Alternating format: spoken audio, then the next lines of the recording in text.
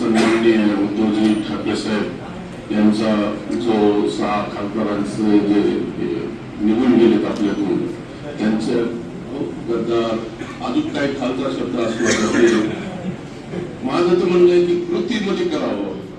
आपलं माझं पहिल्यापासून एकच म्हणणं असतं, एक तर बाप दाखव नाही तर श्राद्ध. सन्माननीय आपले सर्वांचे लाडके आमदार पाटील साहेब, दोन्ही जिल्हा प्रमुख सन्माननीय व्यासपीठ महापौर साहेब, आमचे सहकारी पहिलेपासून असलेले दादा पक्के साहेब, ठाकूर साहेब, सगळे खोबे साहेब आणि इतर सर्व जिल्हा प्रमुख, उपजिल्हा प्रमुख, तालुका प्रमुख आणि सर्व माझ्या सैनिक बंधूंनो, खरं तर आता आपण बऱ्याच चांगल्या संख्येने इथं जमा झालेलो आहोत. पण आपल्याला साहेबाला दाखवून द्यायचं, ही शिवसेना एक फार मोठी संघटना आहे आणि गोम माहिती सगळ्यांना. 1-2 पाय गेले तरी काही फरक पडत नाही त्या गोमला. तसं शिवसेना संघटनेला हे माधवचौक गेले तरी काही फरक पडणार नाही. शिवसेनेवर परभणी जिल्हा तुमच्या माहितीस्तव ह्या संघटनेला मान्यताच परभणी जिल्ह्याच्या मुळे भेटलेली आहे. कारण त्यावेळेस अशोकराव देशमुख यांच्या बरोबर खांद्याला खांदा लावून आम्ही काम केलेले आहे. तर त्याच्यात ते गेले, त्याच्यानंतर तुकारामजी आले, तुकारामजी गेले, त्याच्यानंतर सुरेश जाधव आले, त्यांनी गद्दारी केली. त्याच्यानंतर आले बापू म्हणजे गणेशराव दुर्गावकर, त्यांनी गद्दारी केली. आता हे सर्वात यायला तर सर्वच दिलं. 2 वेळेस आमदारकी दिली, 3 वेळेस खासदारकी दिली. अजून साहेब म्हणले याला काय द्यायला पाहिजे होतं मला काही माहिती नाही. मग जर असं जर काही कोणी वागत असेल किंवा सैन्याच्या बाबतीमध्ये असं काही होत असेल तर याला प्रतिकार, आता जनमानसाच्या भावना इतका उद्रेक आहे. तुम्ही जर सोशल मीडिया किंवा आपले जे प्रत्येकाजवळ अकाउंट आहे त्याच्यामध्ये बघा काय कमेंट्स आहेत. तर आता तुम्ही सांगितल्याप्रमाणे सगळ्या कमरा खालचे कमेंट्स आहेत आणि कुठंतरी माणसानी इमानदारी काय ते दाखवले, कुठं ते वारकरी बोलवलं कोणाला बोलवलं काय केलं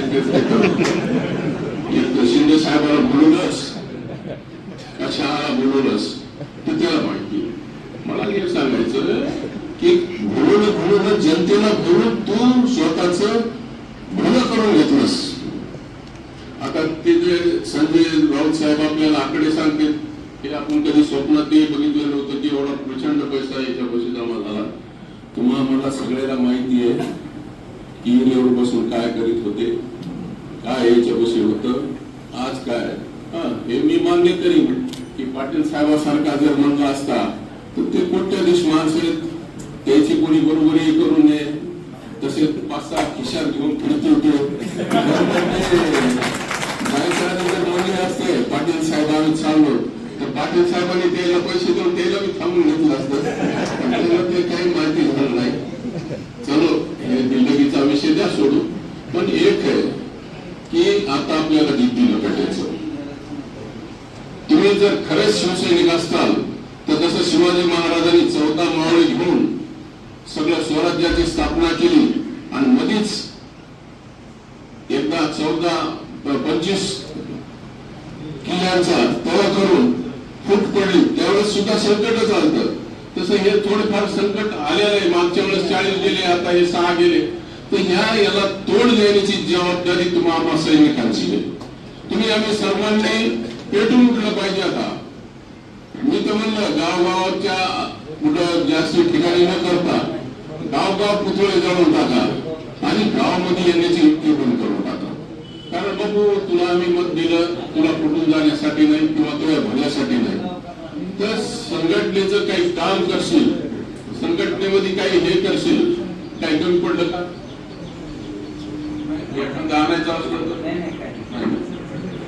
हो काहीतरी चुळबुळ चालू आहे म्हणून काही कमी पडलं असेल तर बोलत असतील.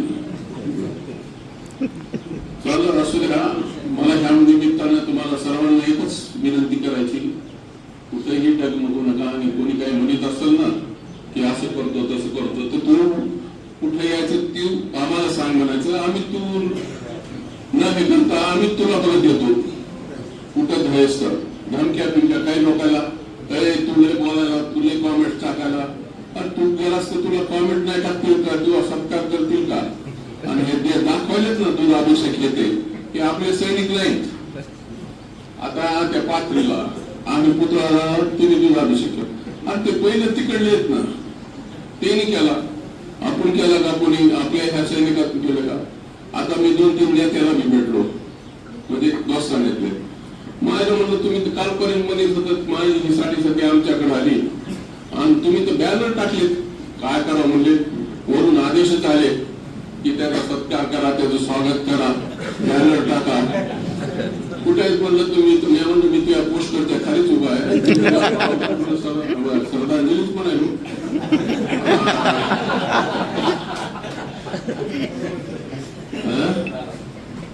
ते काय अभिनंदन केलं. मग चुकलं, मग थोडं जरा बरोबर. तर हे कसं थोडी आता शिंदे साहेबांना बी थोडी सूज आहे. आणि उद्या जर ओमराजेंनी जर साहेब जर हे केलं तर लवकरच आपल्याकडे इलेक्शन पुन्हा लागतील. तर आमची तर इच्छा आहे की ओमराजेला आपण काहीतरी म्हणावं. म्हटल्यास मी ओमराजेला सुद्धा फोन केला हो. आल्यावर 2 महिन्यांनी जेलमधून आल्याच्या नंतर 2-3 महिन्यांनी मी फोन केला. म्हणलं साहेब काय मी असं आहे काय? मी जेलमध्ये जाऊन आलो, 5-7 वर्षाची मला भीती आहे. त्याच्यामुळे जेल, पोलीस स्टेशन हे ते काही आता त्याचा काही हे परिणाम नाही आपल्याकडं. सैनिकाला बी माहिती असा कसं आहे. तर तुम्हाला मी सांगतो की ओमराजे मला म्हणजे कारण आपल्या शिक्षण काय नाही त्याचं, तुम्ही मी तसं बरोबरच होतो, मी ते बरोबर होतो म्हणून त्याचा होता. आणि साहेबांनी आपल्याला नाव दिलं, रूप दिलं, सगळ्या गोष्टी केल्या. मग आपण साहेबांना कशामुळे सोडायचं? हे त्याचे शब्द आहेत मला. म्हणजे 1 महिन्याखाली मी जेव्हा चुळबुळ चालू होती त्यावेळेस, आणि हे तर जाणार होतं हे सगळ्यांना माहिती आहे. आणि याचं जास्त दुःख सुख कशामुळे नाही की माणूस म्हणून 3 महिने झाले, दुःख कुठपर्यंत करणार आहे? कारण हे 3 महिने 4 महिन्यापासून चालू आहे ना, जाणार. माणसाचं दुःख 1-2 दिवसात असतं. हे तारखं गेलं असतं तर दुःख वाटलं असतं. हे बरेच दिवस झालं जाऊन, त्याच्यामुळे त्याचं दुःख सुख पण आलं नाही.